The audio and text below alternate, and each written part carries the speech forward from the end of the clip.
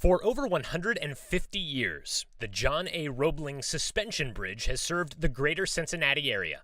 For nearly two-thirds of that time, the Covington-Cincinnati Bridge Company and later the state of Kentucky collected tolls for those who wanted to cross the mighty Ohio day or night. Keep in mind that this was a bridge run with tolls on both ends, and that was a big job.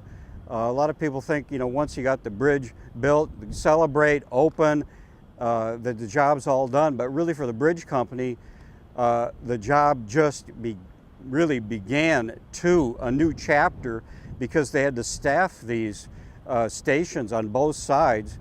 This 24 hours a day, 7 days a week cash and coin business created a need for optimum security at a time where banks weren't nearly as utilized as they are today. Early on in the 19th century, there weren't a heck of a lot of banks.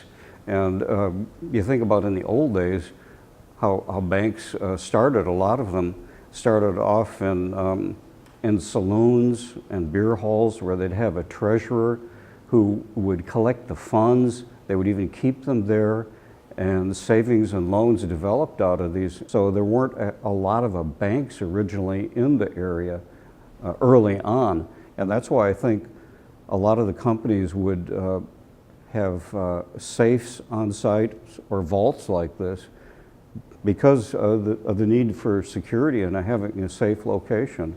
A local business called the Halls Safe and Lock Company formed a few years after the bridge opened in 1867 and soon became one of the largest safe manufacturers in the world. At its peak, the Halls Safe and Lock Company employed over 600 workers and was said to be the largest safe manufacturing establishment in the world. As Covington branch manager and Halls Safe Company researcher Paul DeRie illustrates, the safe building business was highly competitive and quite lucrative for the safe companies that succeeded. It was an immense time of development. Fireproof safes themselves were just beginning to be developed in the 1840s. Joseph Hall and his early business partners started developing them in the 1850s, and the Hall Safe and Lock Company started in 1867 when he broke away and formed his own company. In the next decade or so, after the great fires of Chicago and other great cities, he rose to basically being one of the preeminent and largest manufacturers of safes in the entire world. The incredible craftsmanship and mechanical acumen on part of the early safe manufacturers is a rich part of the industrial history of this nation.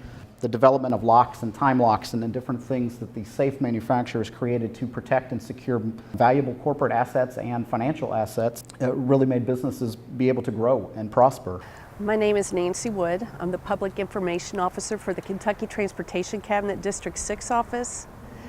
And I've been there about 17 years. But there's been this safe stuck in a corner of the Chief District Engineer's office ever since I've been there. It's kind of cool looking and kind of remind me of something from Gunsmoke. It was just sitting there and it had the really intriguing ink and artwork on it.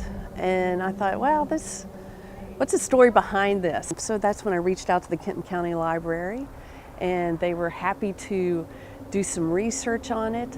But it was just so intriguing and sitting in a corner, and I thought it doesn't need to be sitting here. People need to know about it.